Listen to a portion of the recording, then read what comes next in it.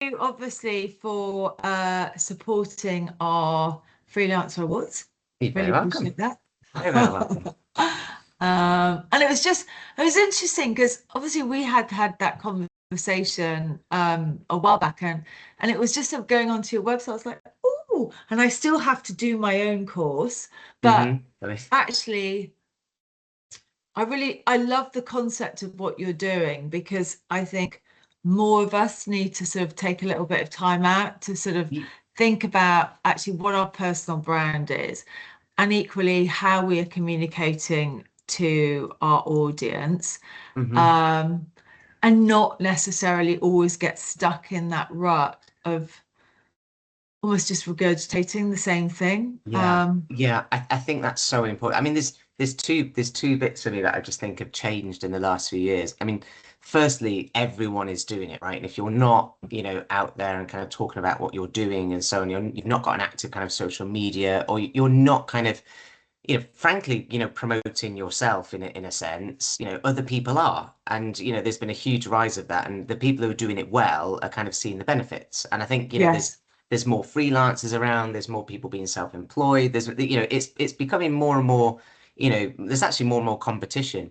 But then the flip side of that, and you just touched on it, I think it's quite funny because I honestly I hear this all the time from clients, from kind of, big bosses through to the kind of the leadership team of organizations through to individuals, is they're absolutely sick of the amount of stuff that goes on LinkedIn that people are delighted to announce their water fountain being opened or something similar. And it's that kind of, sickly, saccharine, LinkedIn post, and everyone got up and cheered. And it's just, you know what, I have to watch my language, but it's such rubbish. It is Yeah. such rubbish. And if anything, frankly, I think I would rather you not do it than you do it terribly. So the thing I always say is, yes, be active. Yes, you need to put some work, unfortunately, to your personal brand because that's the day and age we live in. But please, please, please make it about something unique, something about you, something that genuinely reflects your passion, your motivation, or your knowledge. And Mm. if you can't do that, then don't, because otherwise you're just adding to this noise. And I mean that's what I think is the key, really, getting something which is truly you and therefore unique, and not just subscribing to this kind of delighted to announce, wonderful, so happy to such and such. And Do you know I what? mean, I just I get was rid going of to say, those. I am probably guilty of the same thing because I think for a lot of individuals, it's a case of not really understanding like where to start Yeah, and yeah, actually um, how to really identify what their own personal brand is, and then yeah. equally have the confidence to then go, okay, once I've identified it, what do I then do with it? Right, sure. And I think the two, again, split into two. I don't split everything, but like, there's two big bits to that, I would say. Firstly, is just about honesty about what you think your brand is. And I have kind of pillars, I categorize them. And I think the issue we see is most people think it's one thing and it's not. Most people think their personal brand pillar is purpose. They think it's all about the worthiness of this is, it's so important, I'm so happy and blah, blah. It's just not true. You meet these people and they're nothing like that, right? And that's not how they speak. That's not what they're engaged on. And it's just not kind of them. There's nothing wrong with that, but be honest about which one it is. And I actually think that one of the most underrated of the four pillars that I use is perspective. Someone who, through their experience and through their analysis and insights, can offer genuine perspective on an Mm. issue. I think it's massively underutilized in terms of content that people use, and actually therefore is a good one to kind of cut through. So I think that's the first bit is just being a bit honest with yourself. It's an exercise I do every single time. It's the first one I do when I do workshops and the course you mentioned. It's just absolutely kind of key to get that right. And then, like you said, it's the kind of the intransigence piece. It's I don't know where to start. I don't know kind of, what it is. And the most important thing there, I think, is don't tell me something, show me something. If you Mm. are angry, show me you're angry. Don't tell me. If you're delighted, show me you're delighted. The issue is there's actually, we create another barrier because something happens and then we're like, how do I translate this into corporate LinkedIn chat? And that's completely not the point, Yeah. right? You're completely missing the point. You should be taking something that you are interested about, that you're passionate about, that you're annoyed about, whatever it is, whatever that emotion is. And that's the piece that kind of needs to come through. And so kind of getting people past this initial intransigence piece, which again, I see all the time. And that's really practical, how you give people really practical things to do that. But once you're over that kind of hurdle, it should be completely natural that you watch something on TV, or you see some insights, or you hear of a case study, and your reaction, your offer, the content that you post is completely aligned to what you do, because it naturally comes. And And that's through this kind of framework piece. we talk a lot about authenticity in communications, but Sure. you're absolutely right that the natural instinct is to go, okay, I'm thinking this, I'm feeling this. How do they then translate or transcribe Yeah. it into something for LinkedIn, as Yeah. opposed to actually being authentically Yeah. myself and really communicating that to my audience? For sure. And the risk here is if you actually are just a terrible person, right? The risk is you actually are an awful, but I just don't think that's true. I think most people, for why they work in their, whether you work in a big company or you're a freelancer, I rarely speak to someone who just goes, "Oh, I hate it. I don't want to do it." Like that. There's something, right? There's a reason you do it. There's a reason you're fascinated by the product, by the impact, by the work that you do, whatever it is. There's something that you can bring through. And actually, even if it's not about your work, I almost guarantee I can find it about your background, your motivation. So one of these pillars is actually about shared experience, shared motivation. Why do you do, not what do you do what you do? I don't want to hear about your, how your product, streamlines processes, boring, but what brought you to this? Why are you a freelancer? Why are you self-employed? Because my dad was, it's my case, my dad started a business when he was ironically a similar age, and actually that really motivates me. He's just retired last week, and there's such similarities the way I was brought up, in the way that, you get Mm. up, you do it, go and try it, if not, doesn't matter. So, there's a story there to be told if you wanted to, but that's because it's absolutely about my experience and my background. So I think people think they have to just speak about products and delighted to announce our new packaging, solution. Oh, it's so boring, right? But I guarantee there is something you can find in your experience, your background, what brought you there, and yes, why you do what you do and how you do it. There has to be something there that can genuinely be, and that's the piece which is Yeah. authentic. What it means to you, what piqued your interest and the Yeah. connection. Yeah, and Um, like I said, that doesn't have to be about the company that you work for. People find it very difficult to delineate between corporate comms and personal brand. And the answer is fine, your brand has a voice, your brand speaks about, the products and services and impact that it provides. But again, the question therefore is, why do you, in your role, with your background, with your experience, what do you bring that someone else couldn't? And if you're the finance director, or if you're the head of marketing, or whatever it may be, your view therefore should be different. And if someone else could give it, if it's just another delighted to announce our new solution for such and such, then it's not your voice. You, within your kind of role, within your experience, should be able to offer a perspective that someone else shouldn't. And again, all of these things start to combine. And once you clarify all of these, it really should start to become clear. And it really should start to be the case that, of course, that's what I'm going to say. Of course, that's how I put it, because that absolutely makes sense, aligned with my pillar, my personal brand, my perspective. And finally, that, the piece that I always overlay on that is audience. What does the outside world care about?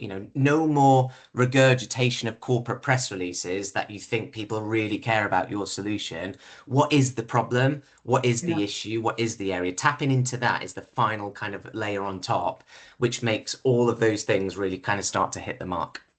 It's that's it's really interesting because obviously with the work that we do at the Work Crowd, we've got lots of freelancers, lots of clients, and quite often those clients are small businesses Yep. who are trying to sort of cut through the noise with Mhm. their.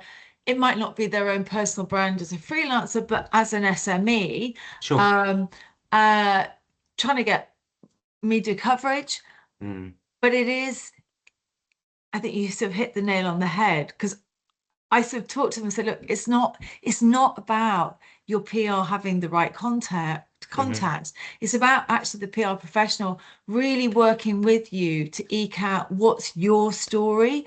Yep. Because just as you say, journalists don't want to write about, oh, this great new product that does X, Y, Z. Quite It agree. it is that human element. So it's Yeah. interesting that how you've extrapolated it out. Obviously, our community is very much made out of freelancers, but equally we've got lots of SMEs who are Hmm. equally trying to sort of cut through the noise and Yeah. identify who their personal brand is and what their story is to Sure. potential customers, but equally journalists alike. Those four pillars, Hmm. what are those? Can you talk through those four pillars? Yeah, of course. Remember them all. We got the spot. Perspective. Yeah, yeah. Good test. Perspective is all about something that you see because of your experience that others Yeah. wouldn't see. The Martin Lewis, right? You know so much about that thing that you can offer an insight that someone else couldn't offer. Perspective, really underutilized pillar, I think. Purpose, yes, there is a Yeah. purpose pillar. You do what you do because you're passionate about it. This may lean more towards a kind of a third sector charity piece, but there's a lot of people because of what they've done and seen and been through, who can offer a genuine purpose pillar. This is something that they genuinely really care about, and it comes through. People, you are all about the people around you. You don't want to take the spotlight, but actually you want to kind of like hold up others, to do it. Perspective, purpose, people, and personality. There's people who just show up. It doesn't really matter the type of content that you post. You're the energy person. You come up, you go to those places. It's almost kind of more about placement than it is about the content itself. And that's kind of like the personality pillar that I would put. Those are the four. Thank God I remembered them. Those are the four pillars. And I think the most important piece is to be really honest with yourself about, which one actually feels like you. And like I said, I Yes. think the biggest trap is that everyone falls into the purpose pillar when actually they could offer something quite unique via one of the others. Yeah. Interesting.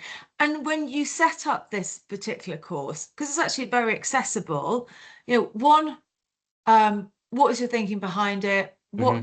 What can people expect if they go through that course?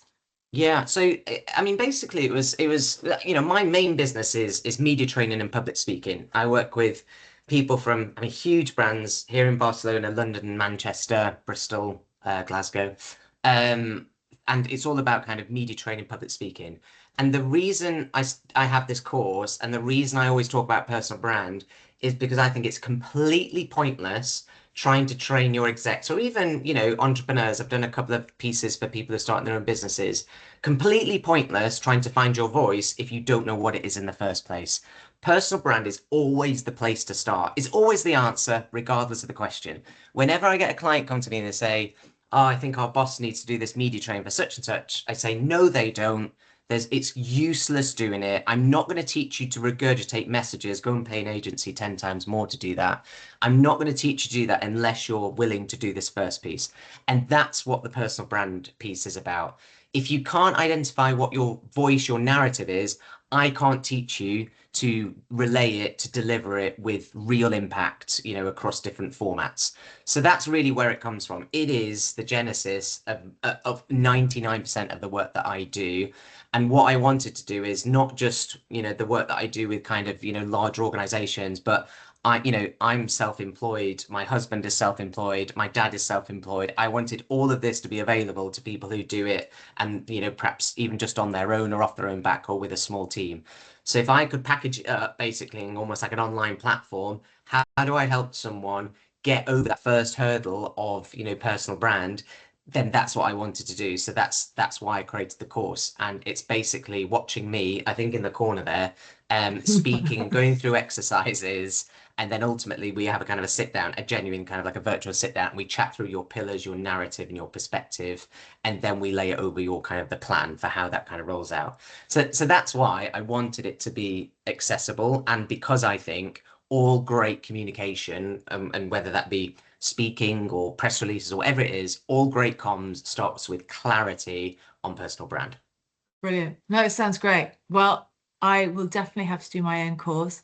And Amazing. whoever wins our Freelance of the Year award, I think will really appreciate it. But equally, I think it's a course that definitely sounds like it will benefit lots of individuals. Thank you. And Hope so. maybe we'll make LinkedIn a more interesting place as a Please, result. God. Yeah, I'm just, yeah, I genuinely, I have such a kind of an exasperation through waking up and sifting through, some of the, and also, I mean, I was in a workshop last week with a client in London, and they said it was such a good kind of point they made. They just said, I always see these things on LinkedIn, and whenever I meet that person, they forget that I actually used to work with them. So I know what they're like, right? And that's the point. People see through it. I don't think anyone sees your overly worthy post of delight, and genuinely thinks, do you know what? Sarah was just like that when we worked with her. She was such a team player, was our Sarah. I just don't think anyone believes it because, we live in a world, it's a small world, particularly if you work in comms and people get to know you. So, that not only is it a kind of a trap for just like blending into the kind of, monotony of LinkedIn, but frankly, like people smell a rat. And I just don't think it works. Yeah, no, fair enough. Well, thanks, Ethan. Born You're very advisor. welcome. You're very Uh, welcome. and yeah, apparently it's a really close run thing. There's three of our freelancers that Amazing. are in like head to head in terms of who's going to win that prize. But yeah, I really appreciate you putting it forward and Honestly, happy sponsoring to. it. So Happy yeah, to. much appreciated. You're very welcome.